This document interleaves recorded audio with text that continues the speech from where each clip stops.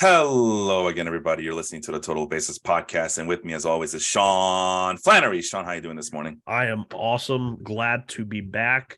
New year, new New me. season. It's a whole new world. A whole new Yeah, world. there you Don't go. you I, dare I, I close was your teeing it up eyes. for you, Felipe. Too easy. Too easy. What's this season 4? I said season 4 of the Total Basis podcast starts now. We've been at it since.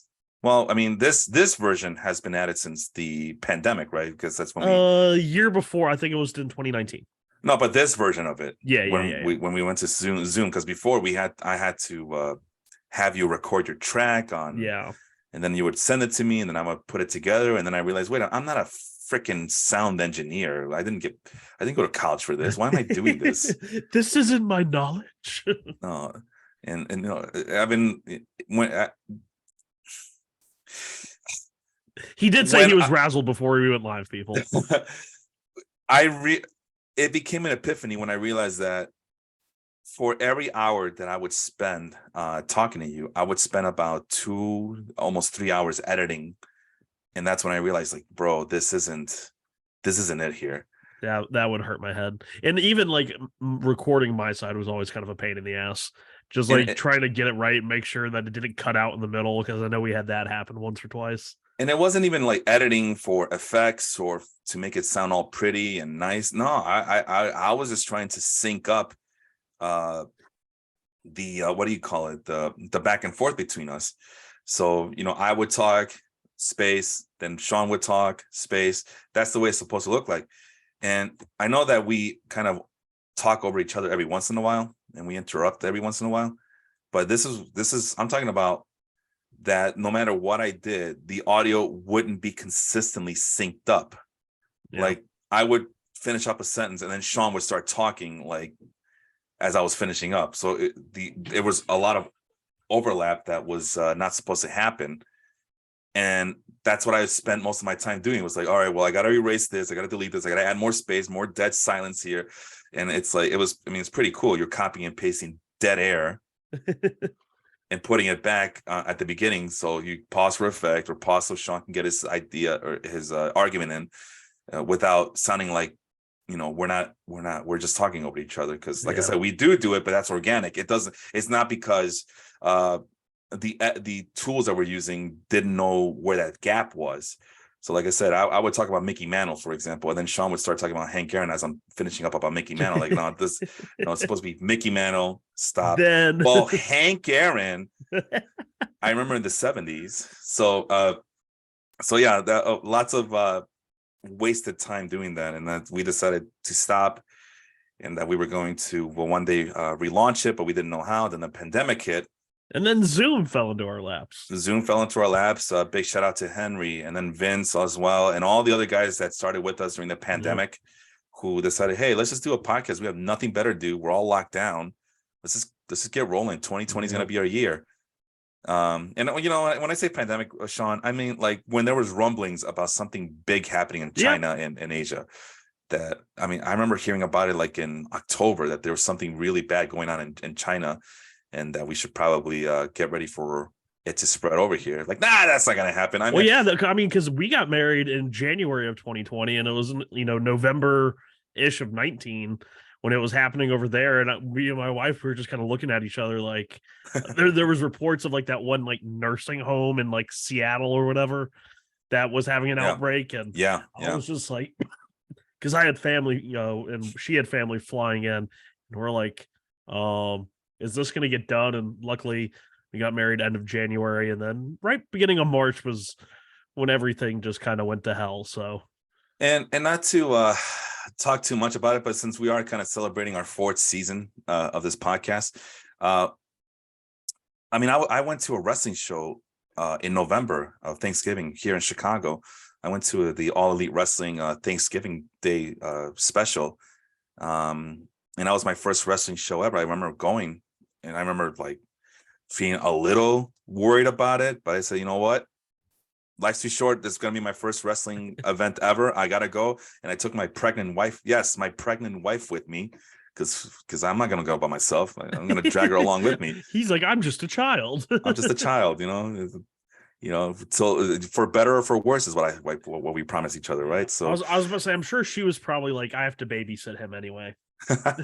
yeah, while she carries a big baby Yeah. inside her, and like we survived it, like nothing was wrong, and then the murmurs kept going louder and louder and louder, and then eventually March hits, but I was gonna say though, it was around December of that 2019 year that we all got together and talked. Hey, should we just do these podcasts? I mean, let's just do these podcasts. 2020 is going to be a new year. We have a baseball group that seems to be hungry for it, something to interact with our members with. Mm-hmm.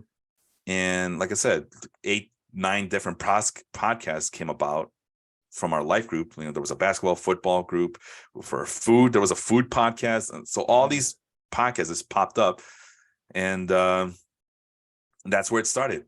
And of course, the pandemic hit, and then wow, then we really were just doing this as a way to not just interact with our people, but also to pass the time, as there was really nothing to do out there. Everything was closed, scary, dangerous. So yeah, our first episode was posted January 11th, so almost to the day, only a few days ago.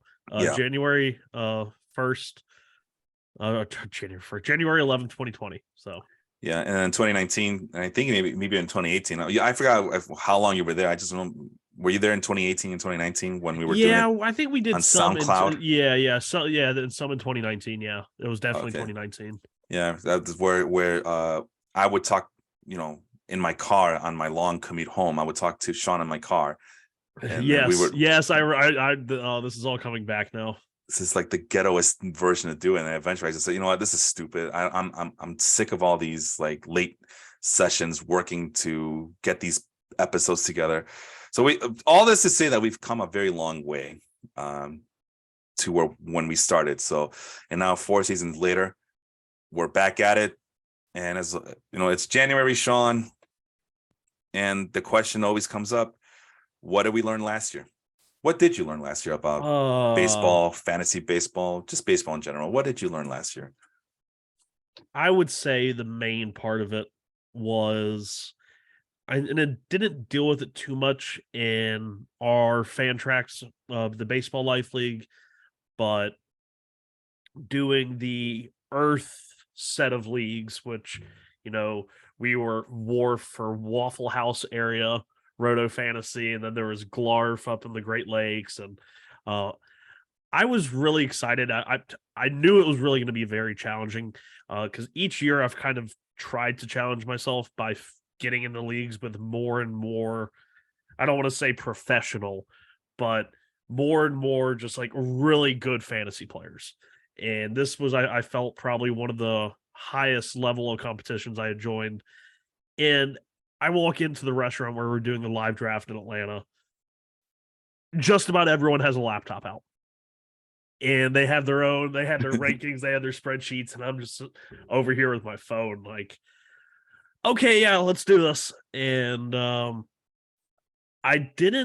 was just like, I played it very risky, and I ended up being one of the worst teams in the Earth set of leagues, which was a little bit of a downer, but it was also my first 2 picks were Bryce Harper and Jacob deGrom, both of which I knew when I drafted that there was injury concerns with them. And yeah, that was kind of the big lesson I learned was don't draft guys. And it's why I'm going to be out on Bryce Harper this year. I don't think I'm going to draft him in a lot of places in redraft just because I know he's out for the first at least 2 months. So yeah, being more conservative with injuries and acknowledgement of injuries pre-draft, probably one of the biggest things I learned this year. So how many more leagues are you gonna be doing this year in 2023?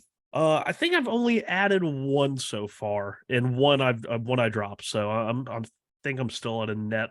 I think it's around 7, and those are anywhere from redraft. I got, if I'm including my best ball teams, which I don't have to mess with, I think it's closer to 10 because I think I have 2 or 3 best ball leagues.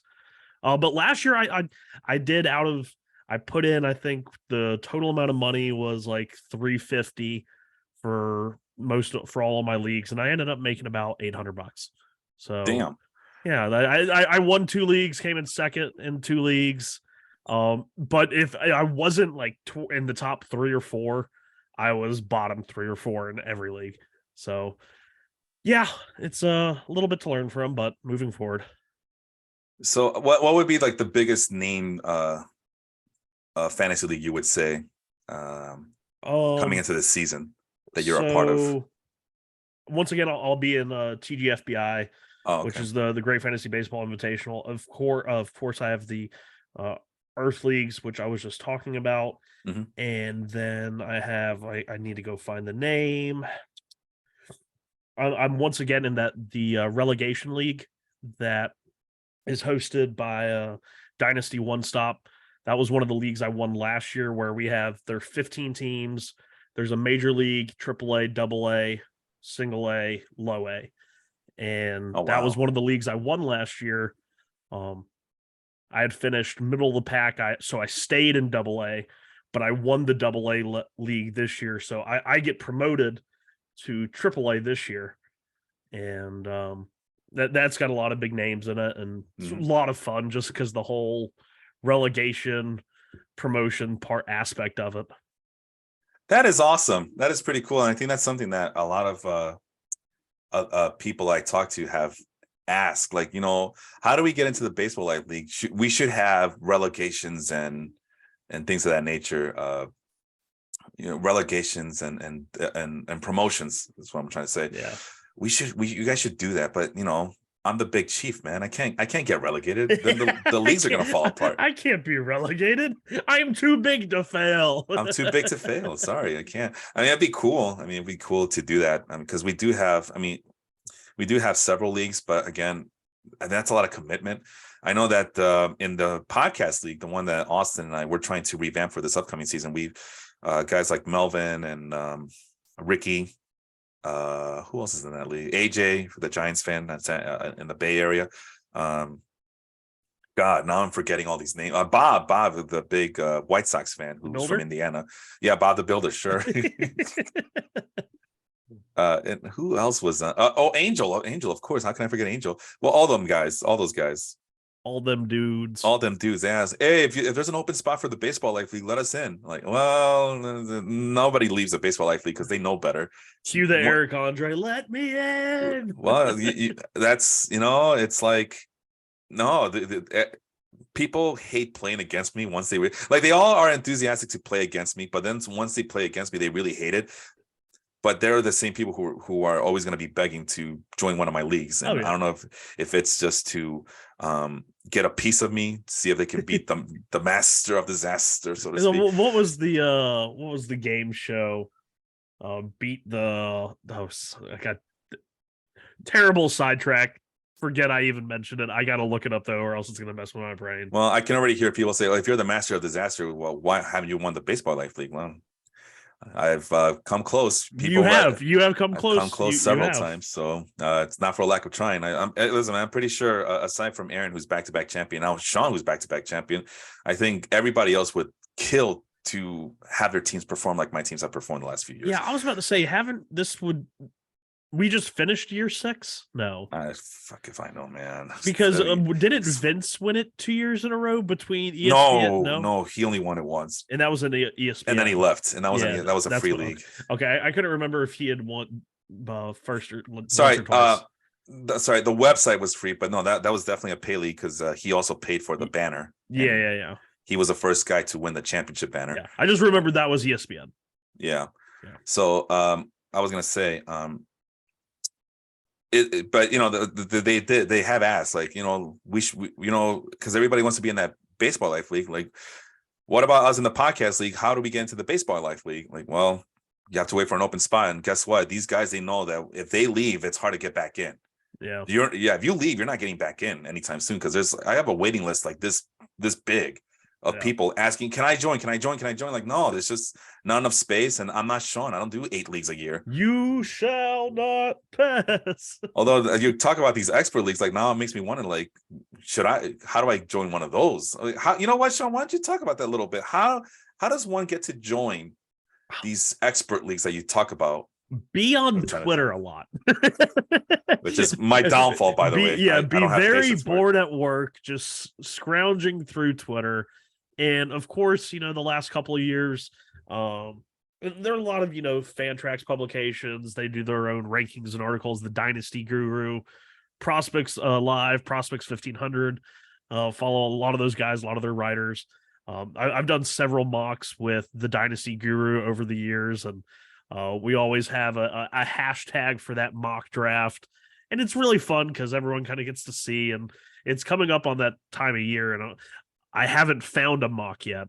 And I am like scouring Twitter for the next time I see Fantrax or Dynasty One Stop post a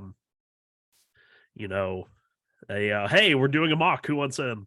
But yeah, if you do want to join leagues like this, really good, and I'm going to give him a shout out here because he is the commissioner of multiple leagues. That is his day job as he might have an actual day job, I don't know, but Dynasty One Stop is the website and Twitter handle. Go check him out. He runs, has to be hundreds of leagues, and he handles all of the behind the scenes type of stuff, working with Fantrax, making sure everything is right, making sure the Constitution and rule. It's insane the amount of work he does. And I'm in one of his leagues, including we had a 30-year or a 30 team league that was about to consolidate, and I didn't want to consolidate. And so he's like, hey, if you don't want in, I have another 30 team for you. And it's Zero Dark 30, which I had actually seen when I think they did their initial drafts or on Twitter a while ago, and I get to be in it now, and it's a 30 team league and lots of big names in there. And of course I couldn't really help myself with a league called Zero Dark 30, like the movie about the Bin Laden raid. Right. And so I renamed my team the Talibats. I was like, oh, I really feel like I'm pushing the envelope here, but I can't help myself. Well, there you go. Twitter, which again, Dynasty One Stop. He's out there, and he has all these leagues that he has openings for. And like I said, he draws a good crowd. Well, like I said, I don't have the patience for Twitter. I'm trying to get back onto Twitter. I usually only talk to you on Twitter because you're the only person I know and give a damn about. Everybody else is like, might as well be fake news, is what I'm trying to say. But I think I really want to get back into it and just have these conversations with some of the people that I follow and I listen to on a daily basis. But we'll see how it goes. But like I said, I don't have the patience. But the other thing, I just to make it more baseball related. It's all baseball related. Yeah.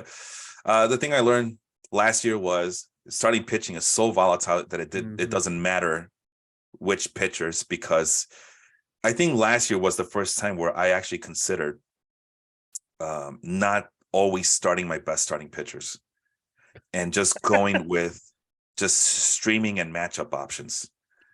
And it worked. Sometimes it worked. It didn't work other times, but mostly it was a pretty sound strategy to have.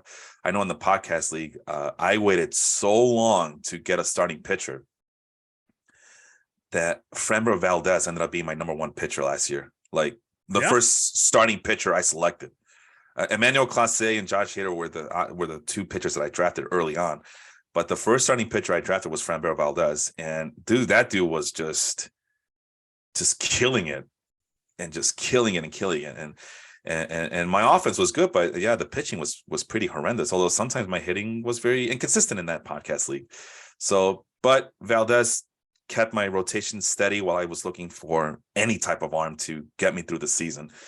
But I just could not get myself to draft anybody that I had listed in my top 15 last year. Yeah, and it was also because we had the keepers as well. No, I'm talking about the podcast league, not the baseball league. But you know what? That's a good point too. Because I think I kept Lucas Giolito and I regretted it, but I felt like that was a thing to do because he was my default best pitcher. And again, it just ended up being guys like Joe Musgrove and Framber Valdez again. So Framber Valdez saves my season time and time again. And just depending on guys like Corey Kluber and Jeffrey Springs for a little bit, and anybody on the Twins, Sonny Gray, Bailey Ober, and who's the other guy? Joe Ryan. Just those guys. Joe Musgrove. I had to bring him back because everybody doesn't believe in him. But again, just the idea of getting one of these top 15 starting pitchers who are supposed to be slam dunks. I don't trust them. I didn't trust any single one of them. And you know what? I think this is going to be the first share screen of the year. If I can if I can share the right screen, and it should be two things here. Do you see it? Yes. So there's a spreadsheet here, right on the right side, and it says Garrett Cole, Walker Buehler, Max Scherzer, Zach Wheeler, Corbin Burns. I'm highlighting. Do you see that, Sean? Yes. Okay, that's my list from last year, right? Over here is the Fantasy Pros. What do you call it? Consensus rankings for starting pitchers. So Corbin Burns, Garrett Cole, Shohei Ohtani, Jacob deGrom, Sandy Alcantara. So let me put this in a way. There's my daughter. Put this in a way where Hi, Penny. Yeah, she's not little anymore, man. I mean, she was big for her age back then, but yeah, she's definitely not little anymore. You know what? Let's do it this way. There you go. Very riveting podcasting here. But at any rate, the point is that I want to make sure you guys are paying attention to the list that I'm highlighting on the right. Garrett Cole was going too soon. Walker Buehler had issues that made me worry about him, mostly that the Dodgers were kind of babying him, and he's never pitched full major league campaigns to my liking. Max Scherzer, too old. Zach Wheeler pitches in Philadelphia. I'm not drafting him very early. Corbin Burns, he's going to go down because it's just impossible to do what he did last year. Jacob deGrom, no, I'm not trusting him last year. Shane Bieber, he's a fraud. Brandon Woodruff, I don't think he's top 10, but I think he's top 10 by default, but he's not top 10 like in reality. Robbie Ray, too many walks. Aaron Nola, his fastball's dipping. I don't know why. Lucas Giolito, there's something that happened in 2021. I can't quite put my finger on it, Sean, but I don't. If I'm in a redraft league, I wasn't getting him last year. Jose Barrios, he's Jose Barrios. Yeah. Julio Urias, see Walker Buehler. Sandy Alcantara plays for the Marlins. Joe Musgrove, I have him as my top 15 starting pitcher. But again, it's one of those like, is he really top 15? Is he just there because by default? It was hard to get excited for starters last year. Kevin Gausman's the other guy. So these are two guys I had in my baseball life league last year that helped me get to the finals against you, and I still failed. But you're right. That's the best way to do it. And I'm like, that's why you end up with like my type of teams where I'm avoiding all these guys. All of them. Now, I didn't get any Max Fried, no Dylan Cease, no Luis Castillo, no Frankie Montes, no Freddie Peralta, no Jack Flaherty, no Charlie Morton, no Chris Sale. And then the first guy I pick in most of my leagues, the 26th best starting pitcher on my list is Framber Valdez. And he's my ace in all these leagues. Yeah. Well, I mean, that was the thing with the Baseball Life League was Robbie Ray wins Cy Young. I don't use one of my 6 keepers on him. And I know that kind of shocked people. I instead kept Freddie Peralta, which was probably an even worse decision. So that left my only starting pitcher really was Shohei Ohtani, who also I was trying to, get his offensive production as balls because we were doing biweekly. And my first pick in that draft this year was Dylan Cease, who ended up being my Robbie Ray of 2022. And it's going to be hard because I don't know who that guy is for next year yet. I felt good about Cease just in terms of the stuff. I wasn't expecting, the ERA that he put up, which ended up being 2.2 this year. That was just mind-blowingly good. So yeah, it's very that starting pitching market. It's a minefield for sure.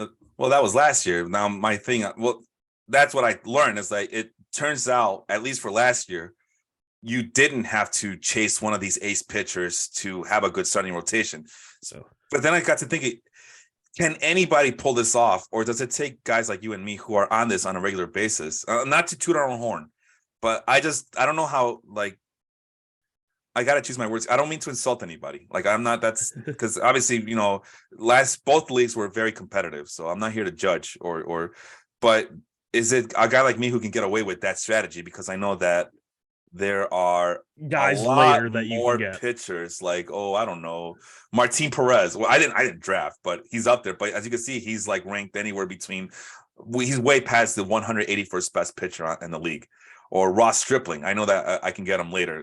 It's just Ross Stripling. Who gives a damn, right?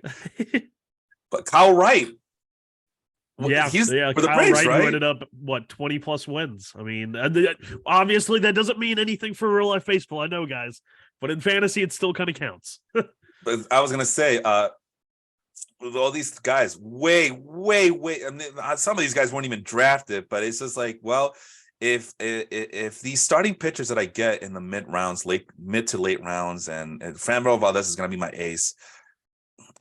Last year for me, I was like, you know what? There's plenty of pitchers out there that I will keep an eye on, and I'm just gonna have to pick up later on the season. Oh, I don't know, like Ryan Nelson for the Diamondbacks. That's another guy. Tyler Glasnow might be ready by the fall. So I don't know. Maybe, and that's my question to you. And there, Kyle Muller, who nothing special, but he seemed to be my default pitching minor leaguer for. They moved him in the Murphy trade, right? The Sean Murphy trade. I believe so. I think he's an Oakland A now. But as you can see, I mean, okay, maybe. Oh, there's that guy Hans Kraus. We were just talking about him before the show started. Look, you see that? Hans Kraus. I don't want to brag about talking about Hans Kraus. that just seems like we both really don't enjoy our lives and enjoy wasting time. Oh, we talked about Hans Kraus for 10 minutes. All right. Well, you can say, well, Felipe, no one's going to be drafting any 181st pitchers. Get the hell out of here. All right. Well, let's go 151 through 180.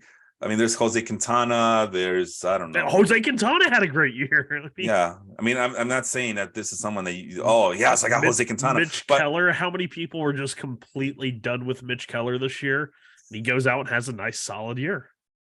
So Quintana's the big name after 151, right? But it just goes to show you, like, he's there waiting to be picked up on waivers. So I'm okay. There's plenty of starting pitchers out there. You know what? Maybe 151 is not a good example, but because that might still be too late. Let's do 121, right? That's what, 12 teams. That's 10 starting pitchers per team right there if you go at 121. So these guys are the fringes. These are the guys who were not selected. Well, Jameson Taillon had a pretty good season last year. Yep. Yeah, there he is. Solid. Lance McCullers was good when he was out there. Lance McCullers. I know he had some injury problems. Oh, Miles Mikolas, Reed Detmers. Do we count Nick Pivetta here? Pivetta? No. I think the big name of this list is the third from the bottom. One of the best pitchers in baseball last year. Tyler Anderson. Yeah. Yeah. I mean, he was great last year. And how many people I think that's also another.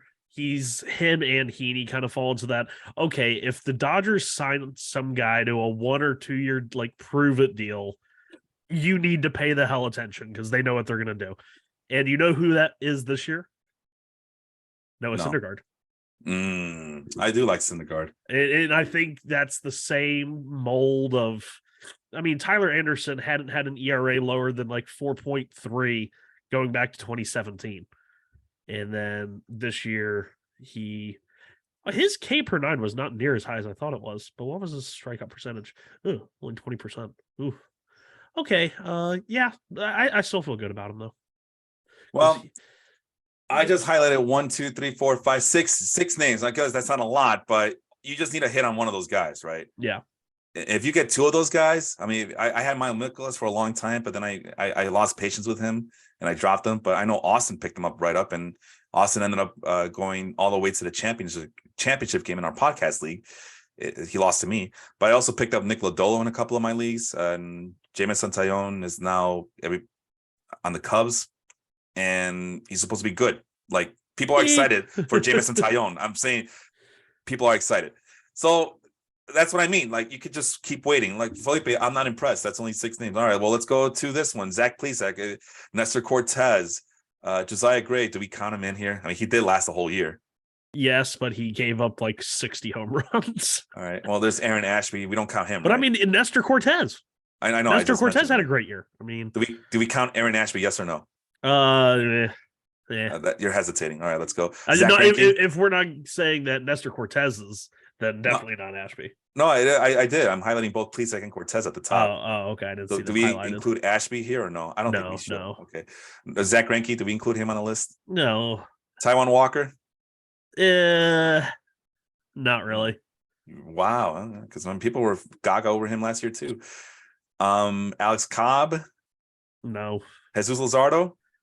He's trending up for I'm sure. putting him in. I'm putting him in. The JT Brubaker, Yeah. George Kirby for sure. I know. Yeah, for sure. Win. Cole Irvin, Nah. Dylan Bundy. No. All right. Well, the list has got smaller, but still, those are 4 names. Basically, you got a chance. 10 names in the latter stages of the drafts. If you can hit on a Nestor Cortez, on a combination of Nestor Cortez and Reed Detmers, I mean, golly, Yeah, that's I actually had Nestor on a lot of the leagues that I was, successful in. I had Nestor there. Like that was a real common thread in a lot of my winning teams. Um, the relegation league that I was in the running for basically all year. Um, I had dealt with some injuries late, but it was the pitching that kept me alive. I had Nestor, I had Kevin Gossman, I had Alek Manoah, um, I had Sandy Alcantara. I mean, I had like 4 of the best pitchers in baseball, and they were really the only reason I felt like I got as far as I did. Nestor giving a 2.4 ERA. I thought he was just outstanding, and he was a guy who I had on a lot of my more successful teams. and I just highlighted some more names. These are pitchers ranked past the 61st best starting pitchers of last year. I mean, you could have had a choice of Christian Javier, Drew Rasmussen, Jose Urquidy, Hunter Green, Pablo Lopez. And again, that's with Framber Valdez as your ace pitcher. These are the guys are going to be looking for. If not in the draft, then definitely through waivers. Keep an eye on those guys on waivers. And certainly Framber Valdez as your ace. And all these other guys, they're like they're your complementary pieces to just keep you afloat and keep and you're not spending too much because if you're not spending that much on draft capital on starting pitching, that means you are just killing it on offense. That's how you get the Aaron Judges, the Xander Bogaerts, Trey Turner's on the same team. Who else did I have last year? A middle infielder. Name me a middle infielder that was really good last year. Andres Jimenez, because I had him in this league. No, I didn't have. I didn't have him. I didn't have him. Tommy Edman. No, that's Austin. That's Austin's guy though. That Austin Tommy. I've been on the Tommy Edman train for like 5 years now. No, not me, man. Let me see. Who did I have on the hitter's side? Ooh, that's. Well, it's funny though now because I used to always say, why draft Ozzy Albies in the first 2 rounds when you can get Tommy Edman at like pick 150? And now it's like Tommy Edman's getting close, just moving further and further up. And I'm like, I still like you, Tommy Edman, but I'm not going to draft you inside the top 100. All right. Well, I had Alex Bregman on the team as well. So, yeah, I'd rather have that than a combination of Corbin Burns and Brandon Woodruff on my team, or Max Scherzer and who else did I mention? Walker Buehler on my team. Yeah, I think I had both Connor Joe and who's the other guy? The CJ Chrome, Rockies guys. I had Connor Joe in my relegation league winner. But and I want to say in the overall for relegation, I was pretty high up there as well. But like you said, that team that I had for the relegation league, I was able to stack because really, I think my only high. I'd have to go back and look and see when I drafted Gossman and Alcantara. But I had Trout, I had Yordan Alvarez, I had Julio Rodriguez, who was that was the only place I drafted Julio Rodriguez last year because he was. I don't know if you remember, but like as we got closer to opening day, and it was like he's gonna start. Like they were talking about it.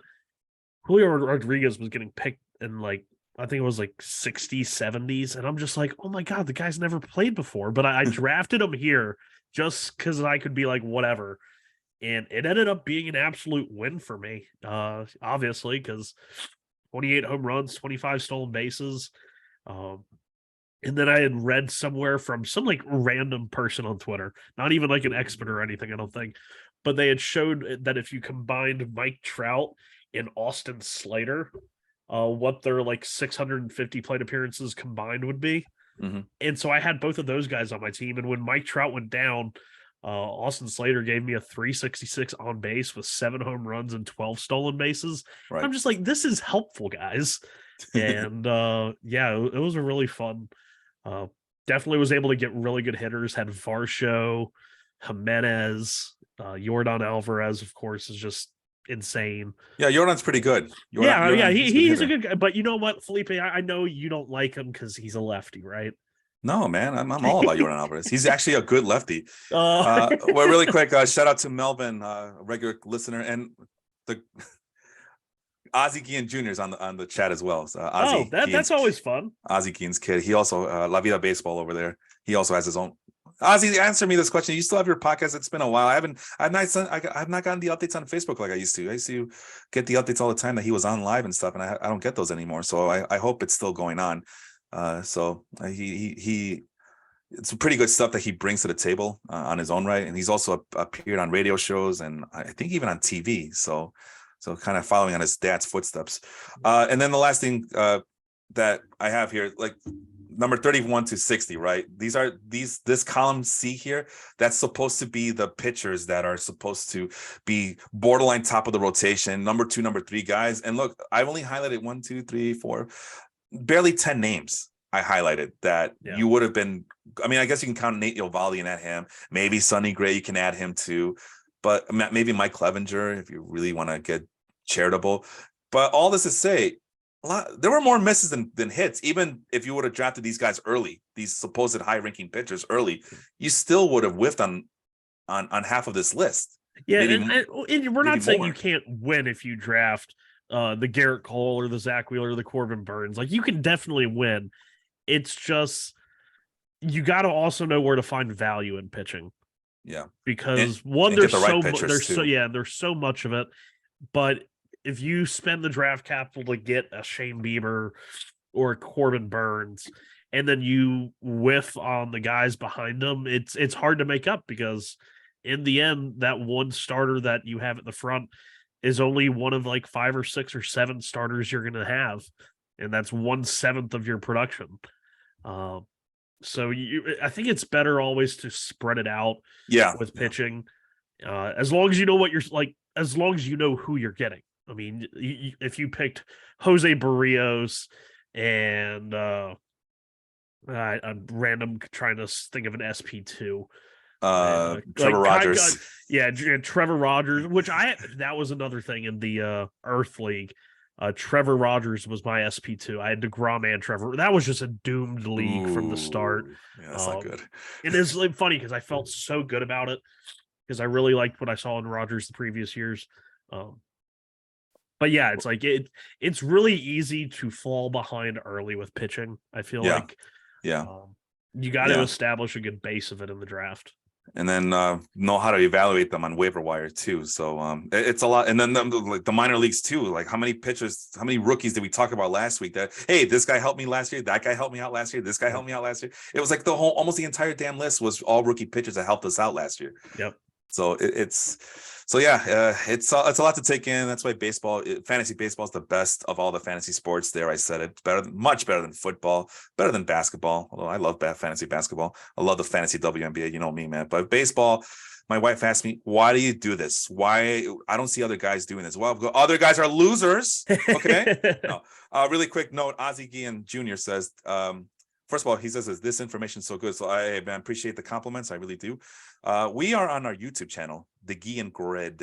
Sorry, let me repeat that. The Guillen Grid. We have our shows in Spanish and English. Por supuesto. Muy bien, muy bien. Qué bueno, qué bueno. So yeah, there's my Spanish there. But so that was last year's list, though, Sean. What about this year? As you can see, Fantasy Pros. Corbin Burns. Usually I'm used to seeing Garrett Cole at the top of the list. Now it's Corbin Burns. Shohei Ohtani. Like Shohei Ohtani was like a tier 2 pitcher for me last year. Yeah. Number 3 overall this year. And I have to say I'm behind that.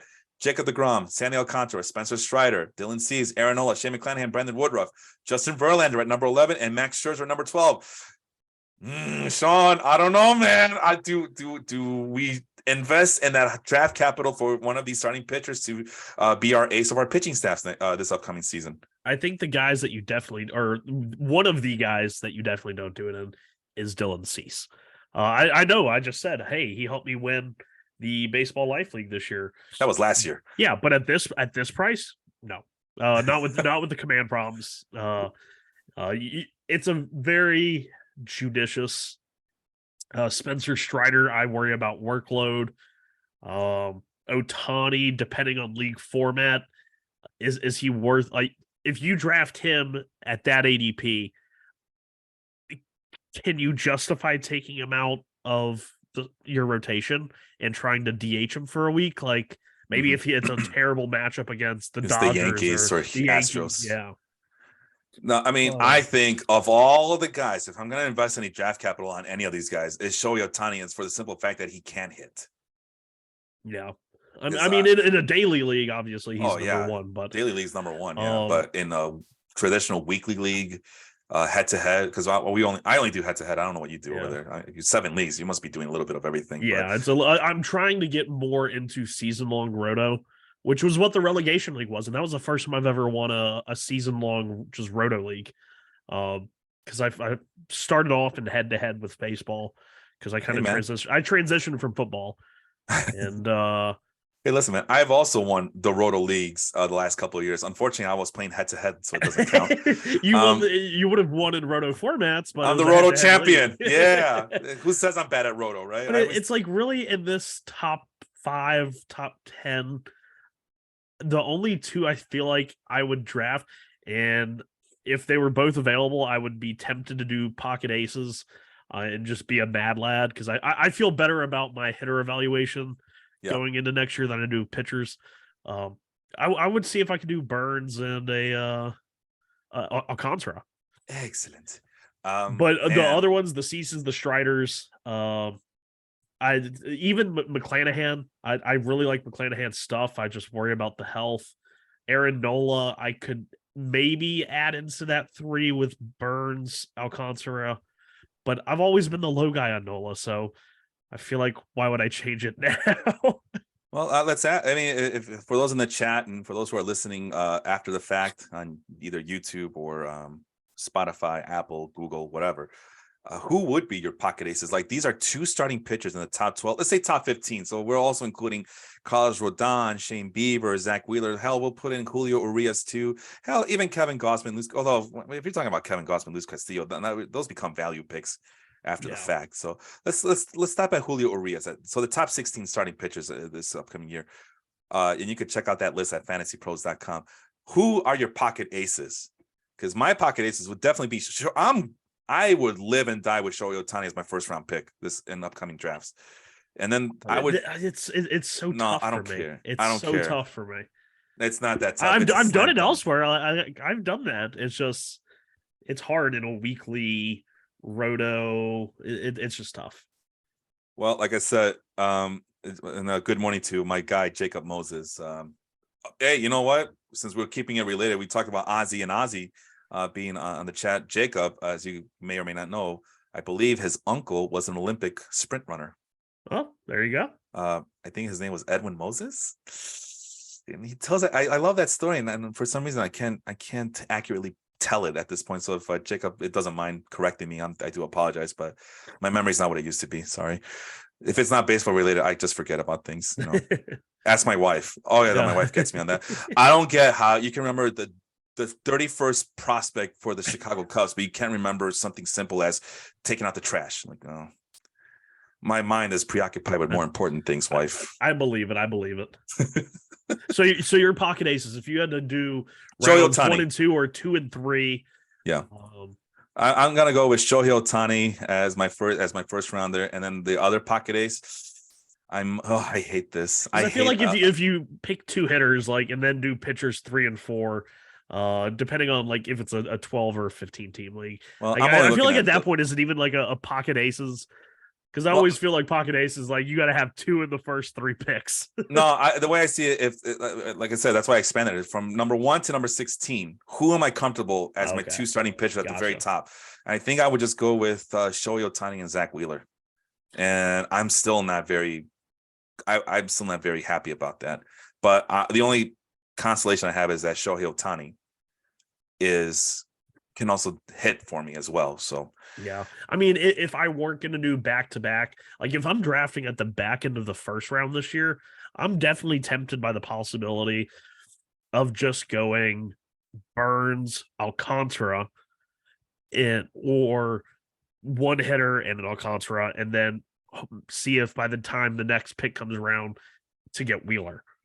by the way, Yeah, go ahead. really quick, Jacob says that Edwin Moses was his cousin, not his uncle. So Okay, gotcha. we relative greatness here on the Total Basis podcast. So go on. Sorry, I interrupted you. Go ahead. But yeah, it's one of those. I definitely want to pair Alcantara, and like people are like, oh, why would you spend such a high draft pick on a guy who doesn't strike out that many guys? Well, with Alcantara, even though on a per inning he's not striking out a lot of guys, he's easily throwing the most innings of any other pitcher. Yeah. Much like Zach Wheeler. So if you can get both of those guys in the first 3 rounds, say, I think you're in a really good spot. Then if you are kind of throwing your eggs in the Spencer Strider, Dylan Cease basket type deal. But as we move on, like we go at number 17, and I guess we go down to 39 because that's all that fits on my screen right now. But I'm actually more excited about this list. Remember, I have Framber Valdez as my 26th best starting pitcher last year. And I'm more excited about this, the back end of this list, of this top 40 list, where Kevin Gausman, Luis Castillo. I'm actually more comfortable having Luis Castillo as my actual ace, so to speak. Oh, wow. And hell, I'll even live and die again with Framber Valdez, and I get more excited about the possibility of getting Christian Javier back. You see, I've been on this Javier train, and now this year, like after their postseason run, and they're like, oh, he's finally a starter this year, because that's for someone who's drafted and rostered Javier for several years now. It's always just been like okay, when are they going to make him a starter this year? Is it going to be in May? Is it going to be in June? Is he going to go back to the bullpen after he starts a few games? So it is fun to see him start getting a lot of this fantasy love, but at the same time, I'm kind of like, shucks, because I got to find somebody else that's like down in the 100 and 200 range. You will. I believe in you. I believe in us. Your successes are my successes too. We are a partnership here. Yeah. No, but Christian Javier, number 24, should still allow you to wait a little bit on him and get him. And I mean, like I said, number 26 was Framber Valdez last year, and I got him pretty damn late. I mean, I'm sure, like, what was Christian Javier probably going last year, though? Oh, it had to be close to 200. If not way past that, because everyone thought it was reliever. Sometimes he went undrafted more often than not too, just because we don't know what his situation is. I mean, I know I drafted him in my points league, and I immediately dropped him because he was doing nothing for me, because bullpen, right? But again, I'm more excited about this back end list than I am on the front end list. I mean, I can see myself getting. Well, first of all, I need to make sure I get one of these guys: Gausman, Castillo, even Manoah, Valdez for sure. And then if I can, I'm more comfortable putting both Valdez and Javier on the same team than I am any of those other top 16 guys that we just mentioned. Hell, even Tristan McKenzie as my number 2 would be great. Nestor Cortez would also be great in that spot. Kyle Wright, I don't believe in him too much, but he does play on a really good team, and wins do matter in fantasy. So Kyle Wright is my number 2 guy. I live with that. Logan Gilbert might be a number 1 guy. If he lives up to potential, and then mixing and then putting him together with his teammate George Kirby, or a combination of Hunter Green and Nick Lodolo. I'm more excited about. I'm sorry, dude. I am more excited about that than I am of getting a top 16 starting pitcher. Yeah. Who's 40th here? Who would be number 40th? Joe Ryan. Joe Ryan. Brother, it's like stealing candy from a baby Hulk at this Hogan. point. Okay, Hulk Hogan. I am listening to the podcast where they're doing the Hulk Hogan during his time at Total Nonstop Action, and it's every other word. It's brother, dude, man.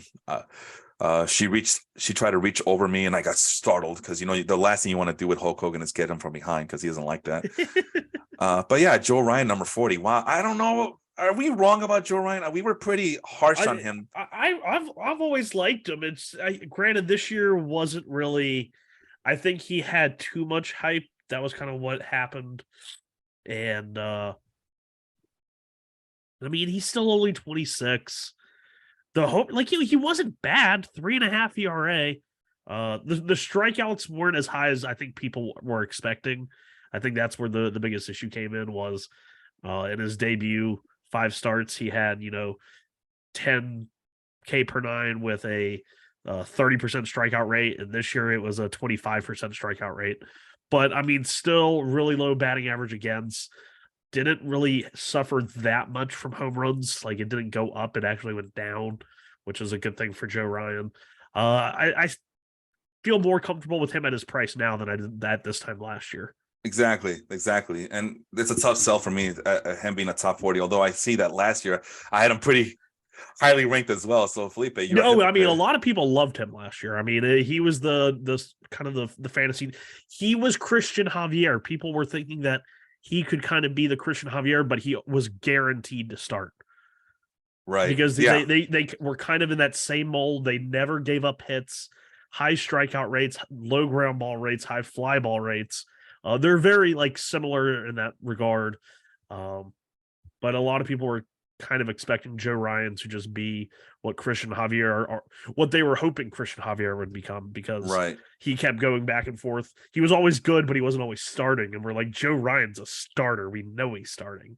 Well, Joe Ryan, I had him in my top 50 last year. It's a different type of not this year. Top 50 is a little bit more of a buy for me, but not top 40 though. I mean, I just can't do it.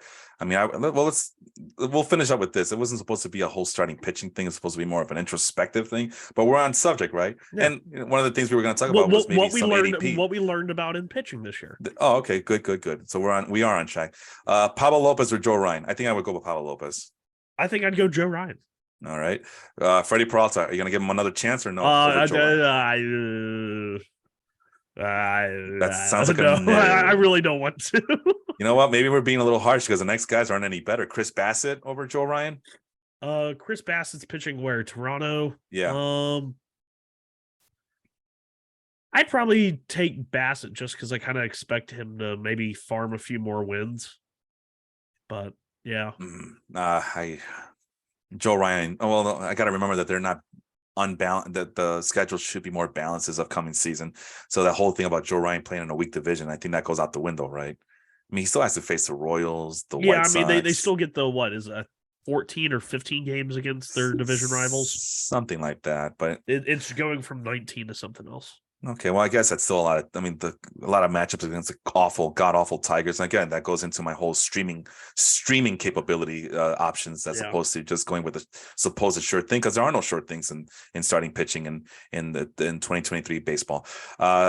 So I guess I'll go with Joe Ryan, Chris Sale or Joe Ryan. Joe Ryan. Okay, I feel like last year I didn't, but year before last, I kind of tried to buy into the when Sale gets healthy. And it goes back to what I kind of started the show off with. When you know there's injury concern, don't just try and dismiss it because you're looking at the potential. Because when you do that, you're wasting early draft picks. I feel like Chris Sale. What was wrong with him? It wasn't an arm injury again, was it? I know that. I think it was. I mean, it's all been like pitching related, or maybe it was like a finger thing. I can't remember. Yeah, the last thing I remember from him was that he wrist tried to catch a RotoWire wrist, a wrist injury, because he was trying to catch a line drive. Yeah. That went back to him. So it's not like that it's wear and tear. It just seems like it was a fluky thing that happened to him. So maybe, but then you even go into the fact that, okay, we'll admit they're fluke injuries. He only made 2 starts this year, 5 2/3 innings. Fastball velocity was as high as it's been really since 2018. That's a good thing. But he didn't pitch at all in 2020. In 2019, he only threw 147 innings. 2021, he threw 42 innings. This year, he threw 5 2/3 innings. How many can we accurately project him for? He hasn't thrown over 160 innings since 2017. And he's going to be 34 years old. He is 34 years old. No, counterpoint to all that. About to be 34. Well, counterpoint to that, as we know, older is better for starting pitchers. That's what we learned. Ask the Mets. That's what we're going for. That's what I'm saying, man. And you know what? That's the other thing. What did we learn in the first 4 seasons of this podcast? Older is better. and not just for them, but for catchers too. That's why Martin Maldonado always has a job, right? Yeah. What was the other thing? Chris Sale. And how many pitchers really go over 160 innings? I think if you get 140, 150 innings out of Chris Sale, that's a win. That's like almost a start a week. That's what you get out of Shohei Ohtani. He's made less than 50 professional or 50 major league innings the last 2 years. Man, he has a new arm. Oh, he's a surgically rebuilt arm. It's bionic. We have the resources. We can build them up again. All right. And let me see. After several short, Sale made his debut on July 8th, limiting the Rays to 3 hits over 5 scoreless frames. The Rays are a good team, right? He fanned 5 with 1 walk. His promising return was squashed. And promising return, Sean, but it was squashed 2 outs into the next game when he suffered a broken pinky on a comebacker. It was unclear if Sale would pitch again in 2022, but surgery for a broken wrist incurred from a bicycle accident. Make me a bicycle clown. Okay. So he gets hit by a comebacker, and then he falls off his bike and breaks his wrist. Come on, I think it's coming back to me. Yeah, it's kind of like doing the whole Tatis thing. If he gets busted for PED use, then he really is the reincarnation there.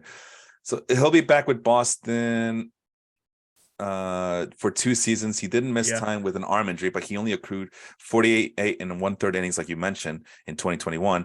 He's a wild card. When healthy, he's one of the top hurlers in the league. Last season's truncated return is encouraging, but even if healthy, he'll be 33, although I think 34 with an innings limit. Let someone else play for the brand name. I think I'm that guy. I think I want to buy in. At that price, why would I get a guy who I'm questionable could even reach 120, 130 innings when I feel like in that list around the names, where was he? Right there. I could get the guys, say, and if I want to go with limited innings, I would go with Dustin May. But I want actual innings, so I'm going to look at Drew Rasmussen. I'm going to look at Tony Gonsolin further down. Or, I mean, hell, even Jordan Montgomery. I'm going to take my innings and run. Like, seriously. And I'm not going to ride a bike while I'm running away and fall and break my wrist like Chris Sale. I don't know. I feel like if I have that option to just put him in there against favorable matchups like the Orioles, pause for effect. I mean, he's at a 166 ADP. If a league that I'm in, he just refused to pick him, and it's getting close to like 190, 195, 200, okay, I'll pick him. That's the 14th round, man. Like I said, I'd much rather have Montgomery, Luzardo, who Luzardo is an innings concern as well, but at least he's younger, hasn't been hurt as much, and has more upside. His was less injury and more. His was less injury and more just bad performance. That's not how it works, man. Younger means more volatility. You know that. Chris Sale's old and already been volatile. Older is better. Do you want to see the list again? All right, let's go back to the top. Don't make me tap the sign. DeGrom, 35 years old, right? Or something along the lines. He's old as hell. Aaron Nola has been in the league forever. Shane McClanahan, well, he's a top 10 pitcher. And the last I saw him, he was holding onto his left shoulder. Brandon Woodruff is 31, I believe. Justin Verlander is damn near 40. Max Scherzer is damn near 40. Verlander is 40. All right, there you go, 40-ish. Carlos Rodon also has numerous repairs on his shoulder, but we're buying into the fact that he's going to be top 13, and nothing can go possibly wrong in a hitter-friendly ballpark. Yeah. Okay. So Verlander's 39, but he's entering age 40 season. He's old. He turns 40 on February 20th. He's older than dirt. You Darvish ranked number 21st, and we don't know what the hell to expect. He's old as shit. Yeah, he's an old 35, I think, at this point, right? Or whatever age. 36, something like that. All this to say that, yeah, don't expect to get slam dunk performances from these spring chickens you keep talking about, because sometimes older is better when it comes to starting pitching. That's not me. That's just me observing that most of the top 10, top 12 guys are in the latter stages of what they're supposed to be their twilight of their careers, and they're doing just fine. It could be because they're learning how to. Speaking of that, and I just saw his name, sandwiched in between very younger guys, Clayton Kershaw. There's another guy. That's a guy that I've actually drafted everywhere, like the last 2 years. But really quick, so what we learned about Joe Ryan is that, you know what, Joe Ryan might not be a bad idea. I mean, Charlie Morton over Joe Ryan. No. Lucas I'll Giolito? take Joe Ryan. I'll take Joe Ryan. Lucas Giolito? I'll take Joe Ryan because I don't think Giolito's that good. When we talk about Dustin May, I wanna believe in Dustin May, but again, innings limits. Coming back from the Tommy John, they have so many options too. If they wanted, they could just turn him into like a piggyback starter. But There's so it turns out, Mr. Flannery, is that maybe we're a little bit too harsh on Joe Ryan, but at the same time, Joe Ryan doesn't get me excited as some of these other names that I can probably wait a little longer, like a Dustin May, like a Jesus Luzardo, like a Frankie Montes, like a Luis Garcia, who, my other mantra, the other thing I learned about 2022, maybe the first 4 seasons of this podcast, you can never go wrong with a Houston Astros pitcher. yeah. I agree with that. Or if you want to take it a step further, you can never go wrong with A Tampa Bay pitcher or a Cleveland pitcher or a Cleveland pitcher. Cleveland rocks. Yeah. The Tampa Bay pitchers in the question is Drew Rasmussen and Jeffrey Springs, which is a great segue. Our guy Jacob has a question for us. What do you think about Shane Baz? Is he still with the Rays? Yeah, still with the Rays. He got shut down for wasn't Tommy John. I don't think. It's he pitches for the Rays. Oh no, it was Tommy John. He's gonna miss all 2023. Oh well, there you go. I wonder if Jacob has him on his team. Yeah. So when did he have it? This was September 24th. So yeah, it's. Oh yeah, But when he does come back, if he's still with the Rays, as you know, Sean, the Rays are loaded at that rotation spot. So he needs to get traded to I don't know, the Nationals or something. So he had a surgery at the beginning of the year to have a arthroscopic cleanup, removing loose bodies in the elbow. Yeah. Oh, you would have think they could have had Tommy John in the beginning of the year. Oh well. Grayson Rodriguez or Joe Ryan? There's only one acceptable answer here. Redraft or just redraft? I don't know. I usually just use the same cheat sheet for any league that I'm in. So Joe Ryan, if it's for redraft. No way, man. Grayson Rodriguez, this is his year. Do you trust the Orioles, the team that you loathe, to do the right thing? You can't go wrong with Grayson Rodriguez.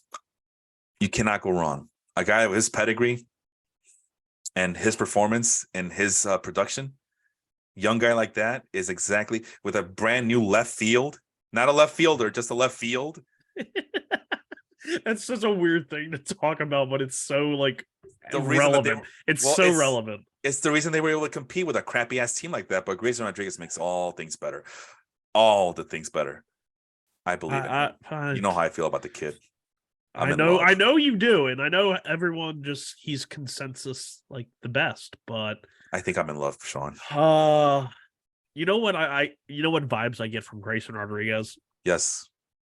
The guy who just cruises through the minor leagues, just makes them his bitch, and then when he gets to the major league level, falls apart. No man, he's too good. It's one of the it's you look at some top prospects that do okay in the minors. They're good at even I felt like Adley was that way. He wasn't rushing people in the minor leagues, but he was good. Mm-hmm. And well, I guess in 2022, he was only in the minors. Okay, he kind of crushed him this year. But last year, 2021, the majority of the season in Double-A, which was good, 145. But it's it wasn't lighting. I don't know. It was good, and that's all it was, just good. Maybe Adley was a bad example, but it's just I feel like there's such a level of dominance that sometimes these guys, they're so dominant in the minor leagues. And I feel like this really happens with pitchers, that when they get their first taste of failure, some of them don't know how to respond.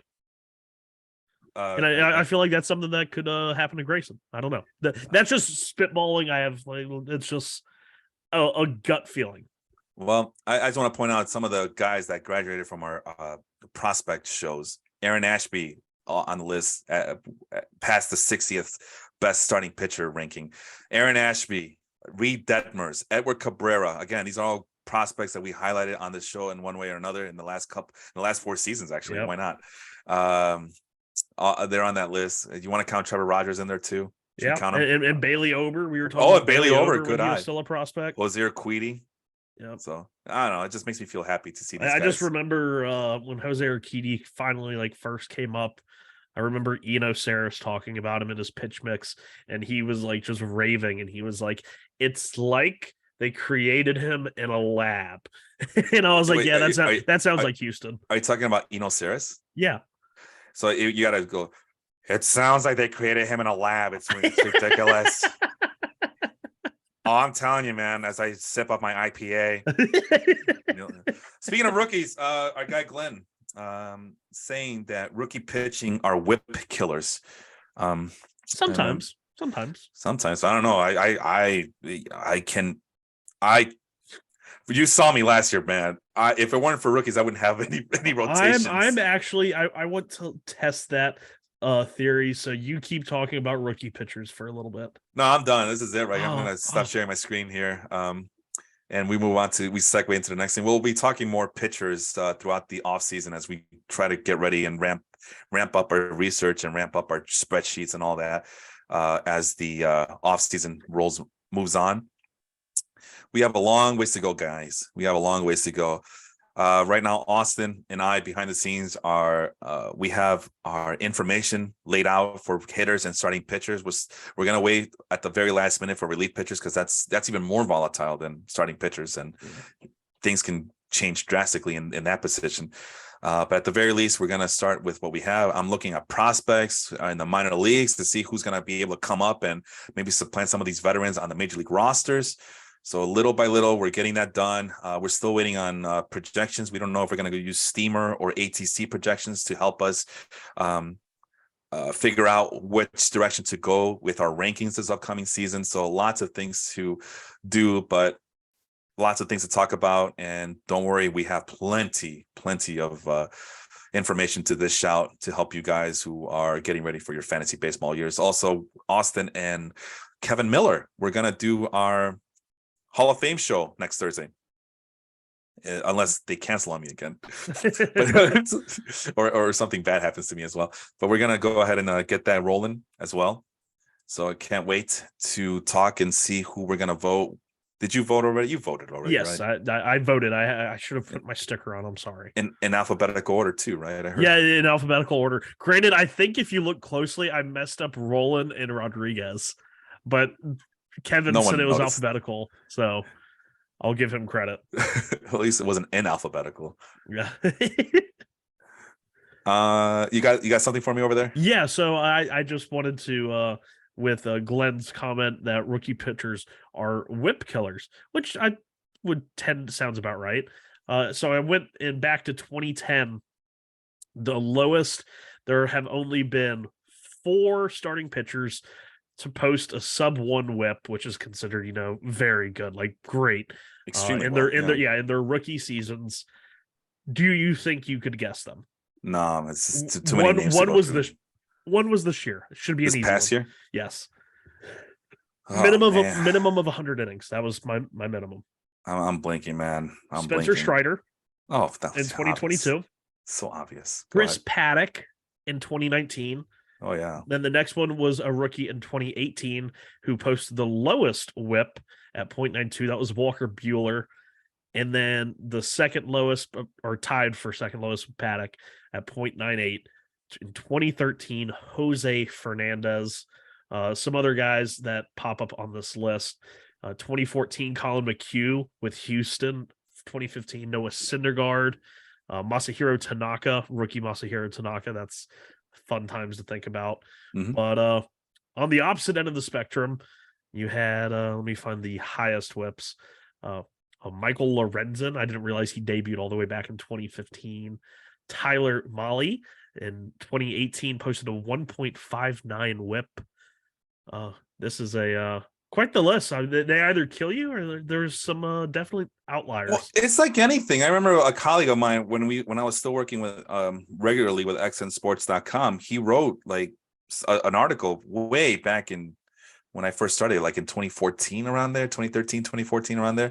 And he did write an article about, we fall in love with these prospects, but not everybody's going to hit. For every Ryan Braun, there's like 10 guys who just fail miserably. And so you got to temper your expectations, right? And which is Yeah, and something I mean, one of these, the rounding out the top 10 at 9 and 10 are 2014 Matt Shoemaker with a 1.07 whip. Mhm. And this is a name I don't even know. 2011, because I took it back to 2010. Yeah. Guillermo Moscoso Oh God. had a 1.08 whip and 21 starts. Never even heard of the guy. I mean, it just goes to show you that whip is not a good indicator of Yeah, future performance. So yeah, and Derek Rodriguez, who had the really good rookie year in 28. Well, yeah, it was 2.8 year or 2.89 ERA. He was up there on that list. Michael Fulmer as a starter. Casey Mize actually didn't have a terrible 1.14 whip in his rookie year, 3.7 ERA. Jacob deGrom, rookie Jacob deGrom at 1.14, tied with the likes of Kenta Maeda, Casey Mize, John Means, and Alexi Ogando. Oh my God, some of the names here. Well, like I said, he wrote like I said, this article was written way back in the mid 2010s, and they mentioned Ryan Braun, Troy Tulowitzki. Those rookies were good, but not all rookies are going to help you out, and you should temper your expectations, right? Well, I think we're trying to do the same thing here. Yeah, we speak glowingly of these rookies, but it doesn't mean that, you got to waste a 6th round, 7th round pick for these rookies. But we saw that there is value to getting rookies. I mean, we saw the rookie list that we did last a couple of weeks ago, or back in December, I should say. I mean, you're not going to, if you didn't get Spencer Strider, George Kirby, Nick Lodolo, Hunter Green, Braxton Garrett. I'm sorry, was like Spencer Strider even being drafted? No. I mean, because when did he make his first? I don't really remember him breaking camp with the team, but he might have. I mean, Austin and I, we had him like, well, not maybe not Austin so much, but I had him ranked like way past. Yeah, he made his first appearance. He was coming out of the bullpen, I think. That's what it was. Let me see if I have him there. Yeah, because he didn't make his first start until May 30th. He was coming out of the pen multi-innings from April 7th to May 25th. So he probably wasn't getting drafted. I mean, there might have been some hype from spring training, like Matt Brash. I remember Matt Brash had a lot of hype coming out of spring training. Yeah, we talked about that. Yeah. No, but yeah, Spencer Strider was one of those guys when we did these shows together. Oh, Baseball Savant, these projections. He's not going to start, but his numbers look really damn good. We should keep an eye on him. And then I didn't have him listed on my relief pitchers. I didn't have him listed on my starting pitching cheat sheets. But it was always a guy that I just keep in back of mind because this might be something special. And it turned out it was more than we can ever imagine. But still, that's just, I don't know. Just when I see like, oh, well, rookies are whip killers. So does that mean you're just not even going to give those guys a chance at all? You're eliminating any chance of you picking up a rookie starting pitcher because you're afraid he's going to kill your whip? I don't know. A lot of those guys I mentioned, Joe Ryan, number 7, was where he finished in my cheat sheet. Brian Bello, who helped me in my championship game, even though he had an awful season last year, but he started pitching better as the year went on. Yeah, I was down the stretch in September. I want to say I had him in the baseball Fantrax Baseball Life League. Well, like I said, I had him in the podcast league, and he helped me defeat Austin. So I'm Andre Palante. I'm pretty sure a lot of guys picked him up. Aaron Ashby, I know he's weird because we don't know what the Brewers are doing, and when he's out there, he has some command issues. But maybe that's not a good example. But still, I mean, if you use these guys correctly, you should be able to benefit. If anything, you should be able to benefit from the element of surprise, right? Because a lot of these guys, there's not a lot of tape on these folks, and you should be, and then depending on who the pitching matchup is, you should be able to benefit immensely. Anyway, so that's the pitching side of things, and I guess you could say, what are we learning about not just 2022, but the first 4 seasons of this podcast? I guess that's it right there, right? Starting pitching is very volatile. Duh. Yeah. It's not what it used to be. When Sean, back when I started back in the 2002 in the olden days, especially in points leagues, you had to go after these top tier pitchers. Yeah. The Pedro Martinez's, the Greg Maddox's, the Randy Johnson's. Um, John Zzz. hell, even Roy Oswalt, Mark Oh, Roy Mulder, Oswald, that's a name there. Barry Zito, Tim Hudson. I think at one point I had both Tim Hudson and Mark Mulder on my team, and I after I drafted those two guys, I slept like a baby. I like yes, I was so proud of myself. But little did I know, little did I know. But anyway, that's that. Well, with that being said, what are we looking forward to in 2023, Sean? uh Doing better with pitching. I feel like that's the thing every year is feel good about my pitching on draft day. And don't really second guess myself.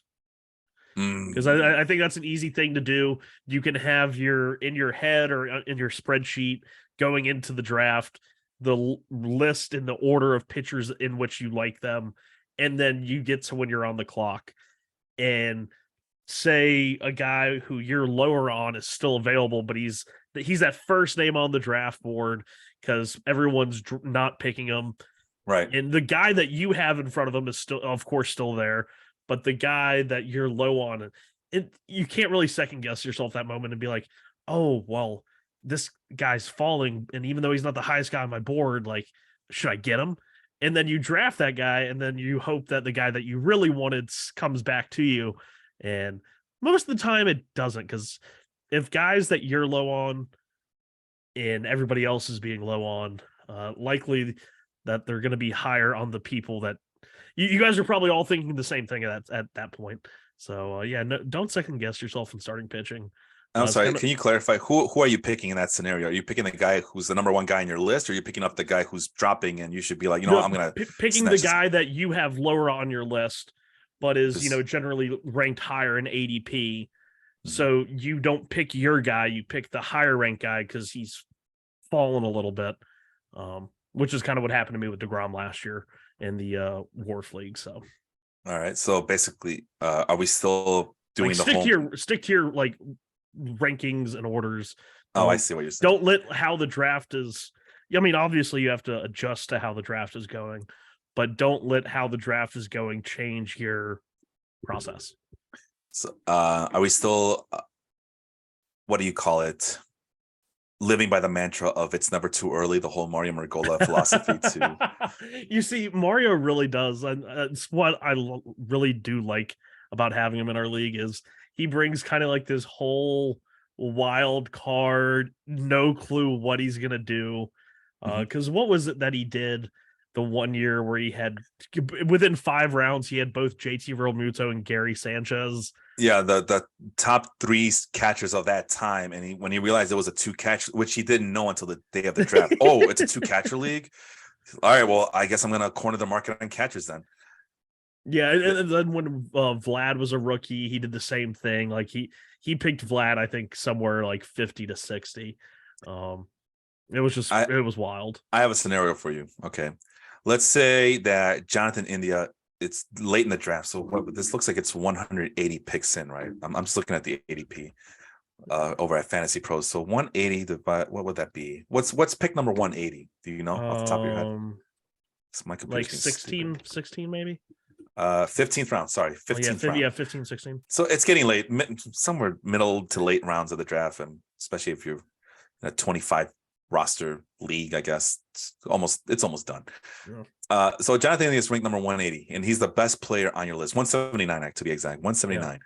But you really like Tyler Stevenson, and you need a catcher, but he's ranked number 190. Let's use rankings and ADP interchangeably, okay? Yeah.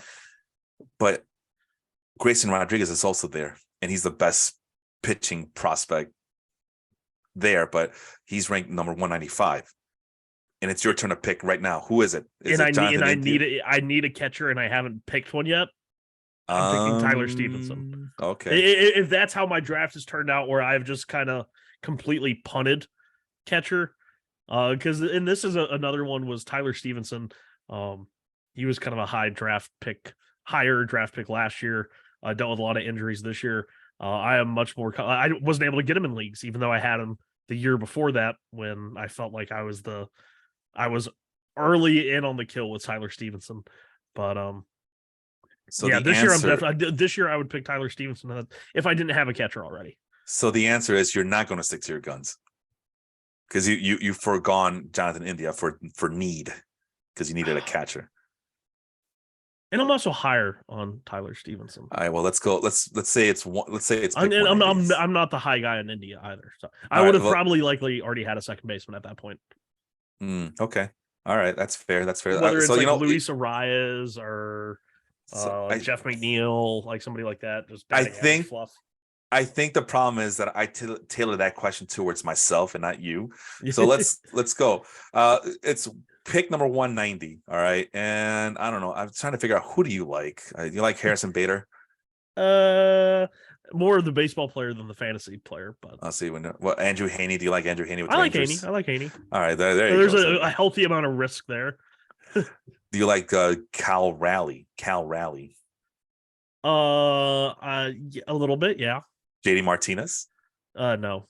Whit Merrifield? Granted, JD Martinez on the Dodgers is interesting. Whit Merrifield, God no. I was sounding the warning bells on him like years ago right, when people were still considering him the second, third round pick. I was like, stop doing this madness. What about Miles Mikolas? No. So I guess it really does boil down to Tyler Stevenson. Your pick at 190. Tyler Stevenson's the best player on your board, but Andrew Haney's right there as well. But you know he's being selected a few spots after him.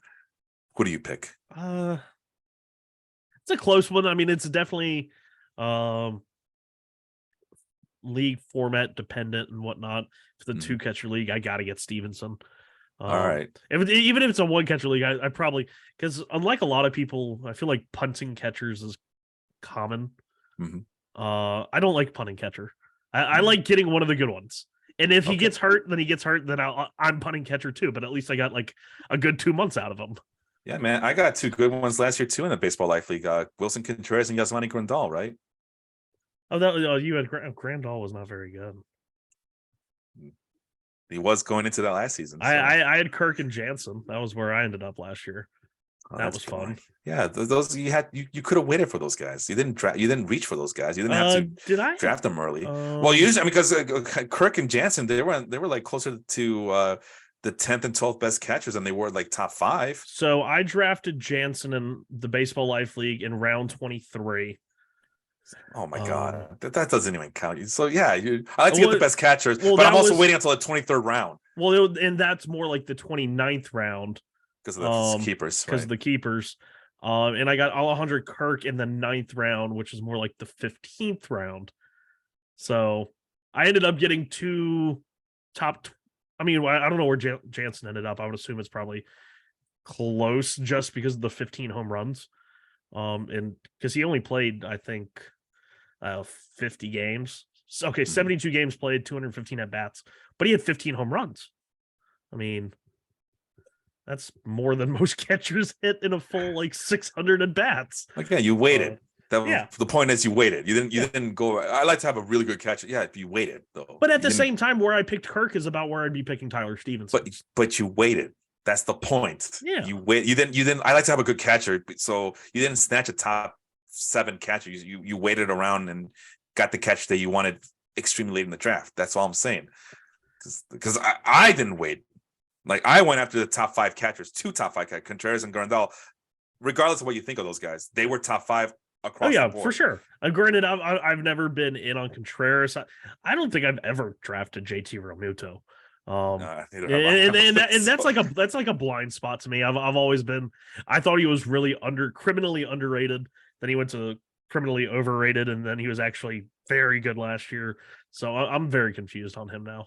All right, I got one more scenario for you. Do you like Edward Cabrera coming into this year? Yes. Okay, Edward Cabrera. How about Sir Anthony Dominguez?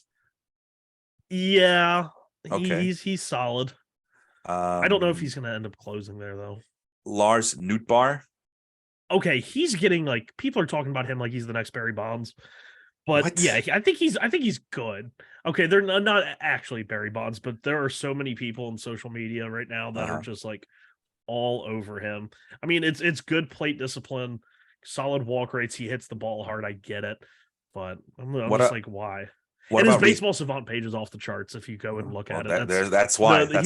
He's got the sliders that just, and I'm just like, yeah, that's why you don't look at just the sliders, people.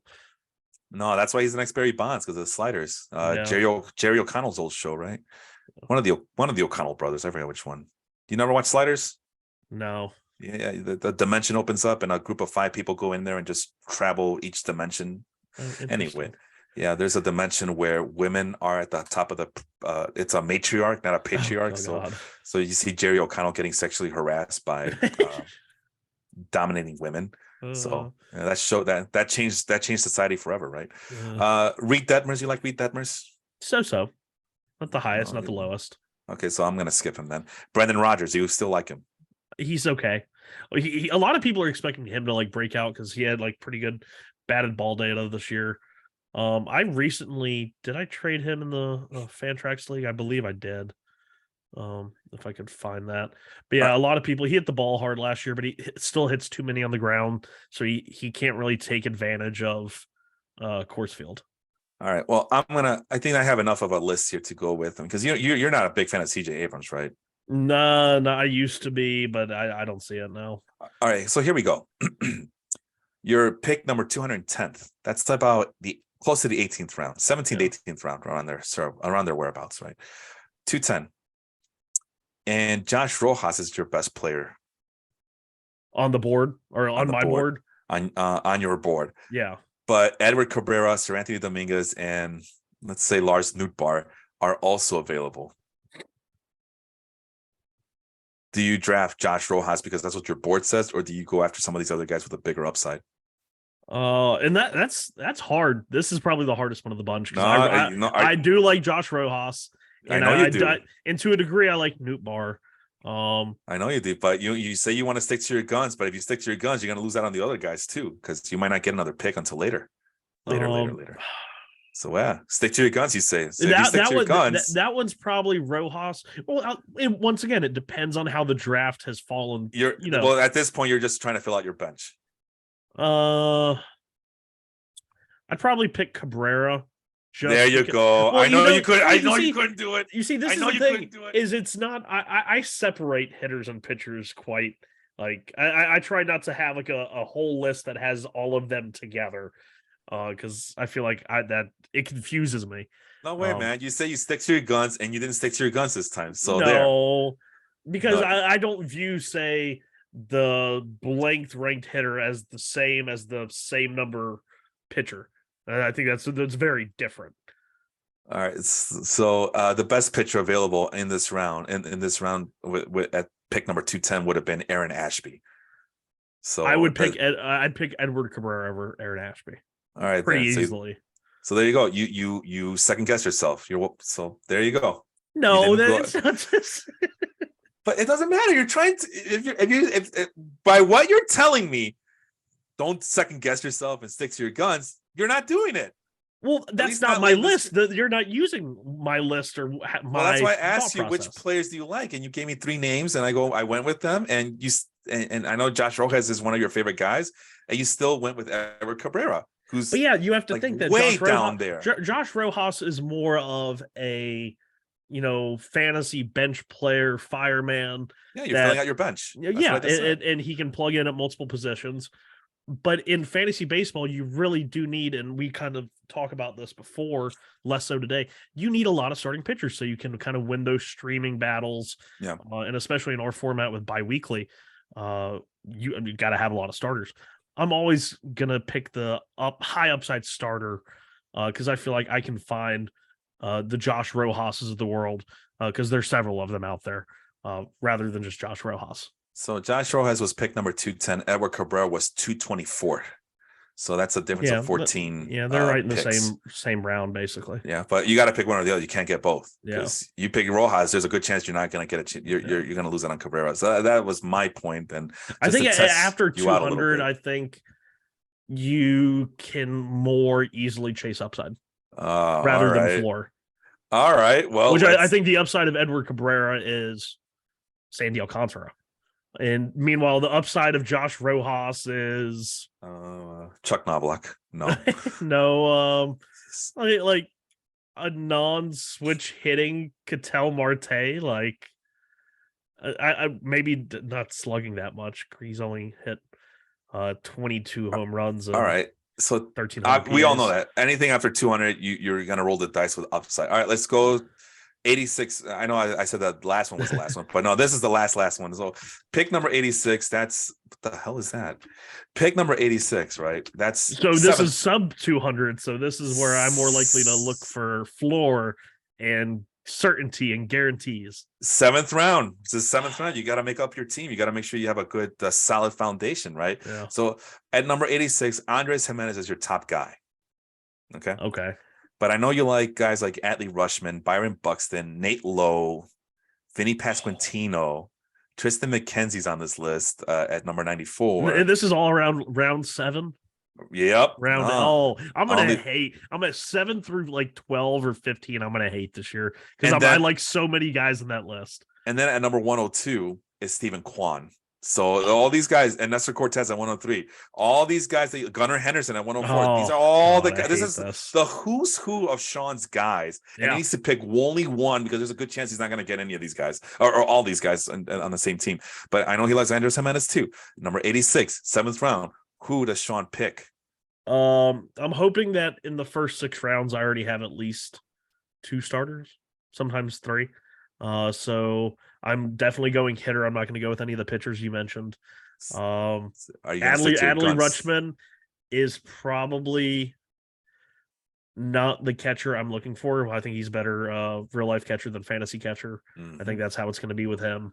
Okay. I'll probably go Andres Jimenez. I think that's the guy there. I think that's the best combination of both a little bit of pop and stolen base. Quan is there, who gives you a little bit of stolen base, but I don't think you're going to get the same sort of possible home run total that Jimenez could give you. And then you also had Nate Lowe, Gunnar Henderson. Vinny Pasquantino is hard to pass up there. But with Pasquantino, although I love the whole profile, when you think about kind of where he is, the lineup he's in, the ballpark he's in, it's not very conducive to a top 10 round rookie hitter.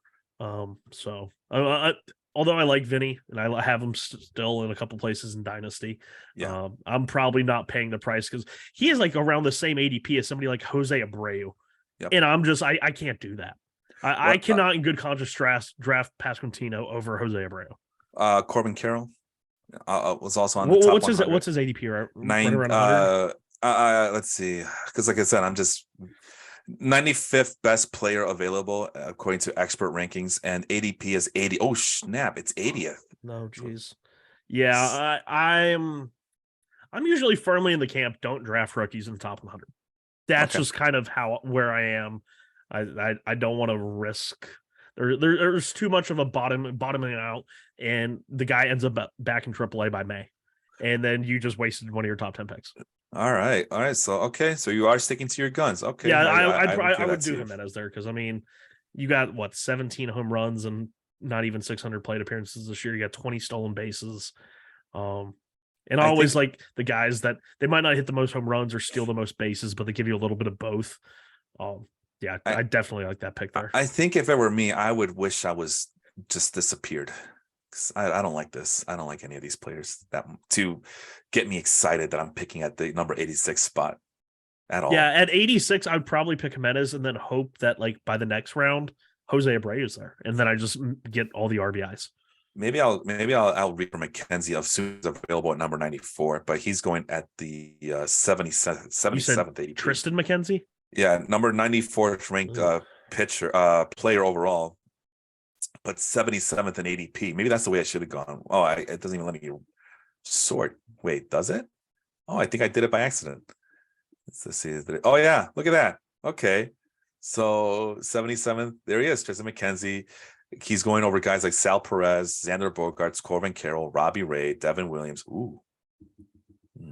Well, Sean, we have a lot to consider.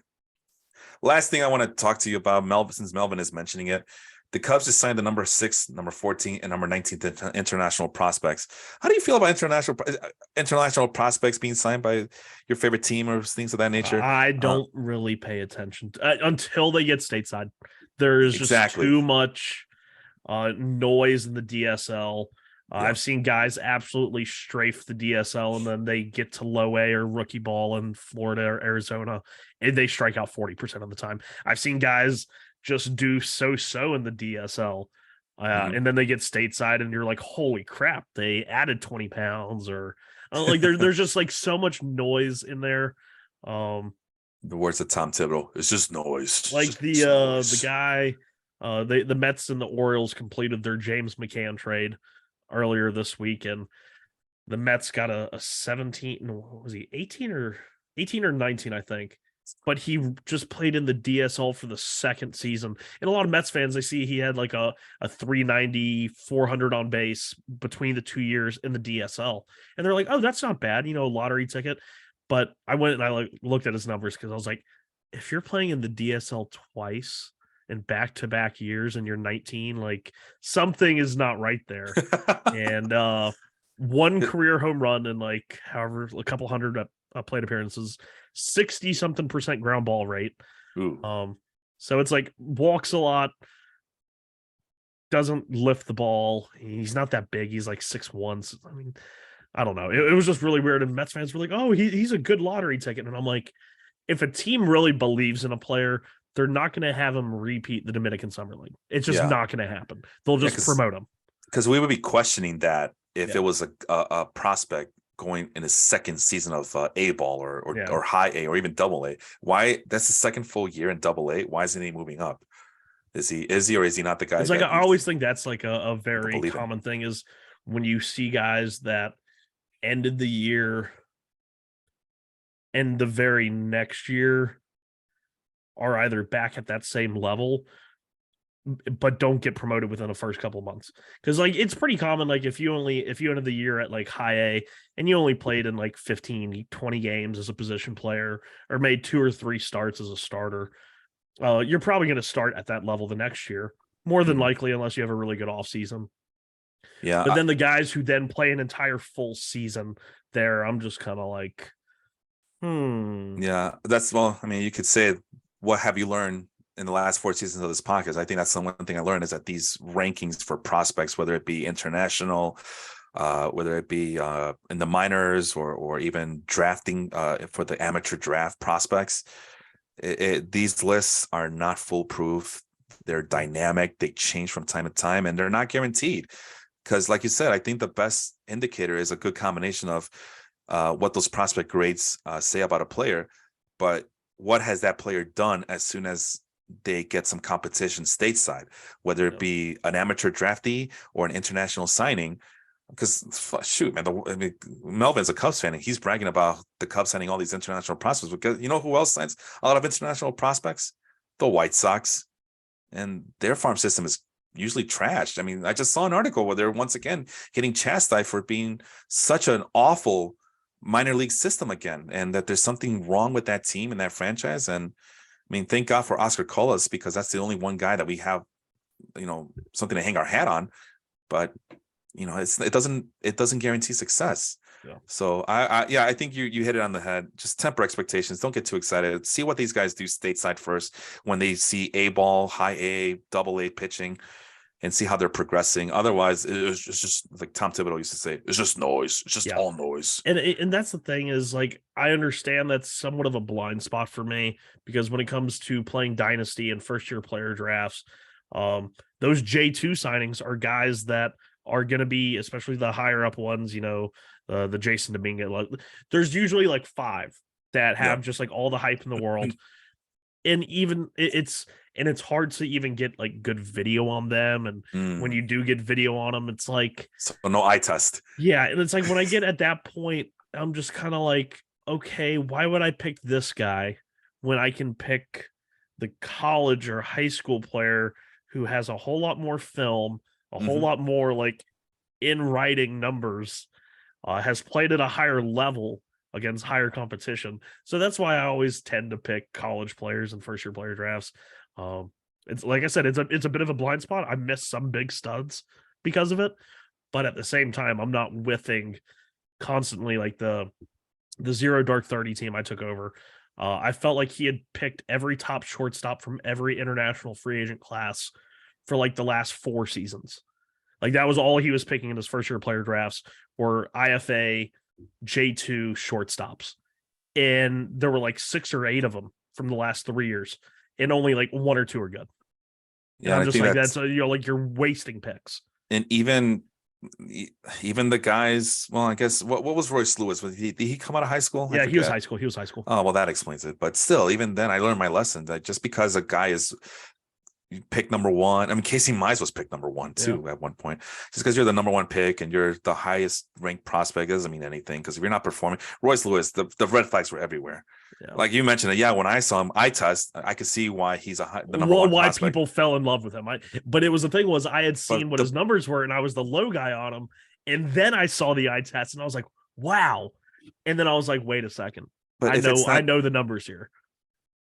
But if the performance isn't matching what the prospect grades and the rankings are saying, then it's all moot. It doesn't matter. You can, especially at shortstop, where there's a lot of shortstops available, for these prospects, minor league systems, and yeah. So that's one thing I've learned is that don't just blindly follow. And unfortunately, everybody does it. They treat these rankings like gold. I mean, we could look at the past 20 years of Baseball America and all the guys that they loved and all the guys that they loved also failed.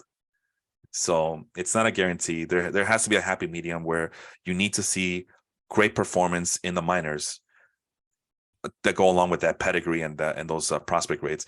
Anyway, you know us, man, we could talk about that type of stuff all day, but for any fans of any teams, don't temper expectations on some of these prospects. That's why I don't have a problem with the Padres doing what they do, because they're giving up on their prospects for the sure things and guys like Juan Soto and what's another example? Blake Snell, yeah. slapdick prospect. And then they get Jake Cronenworth as well. All right, well, that's the show. Thanks, Sean, for coming in. Thanks to everybody who tuned in and listened. Season 4 is underway. We have, like I said, we have a Hall of Fame show sometime on the I guess this upcoming Thursday night. So we will discuss that with Austin and Kevin. Until then, I am Felipe. Over there is Sean. Have a good one, everybody. Adios, guys.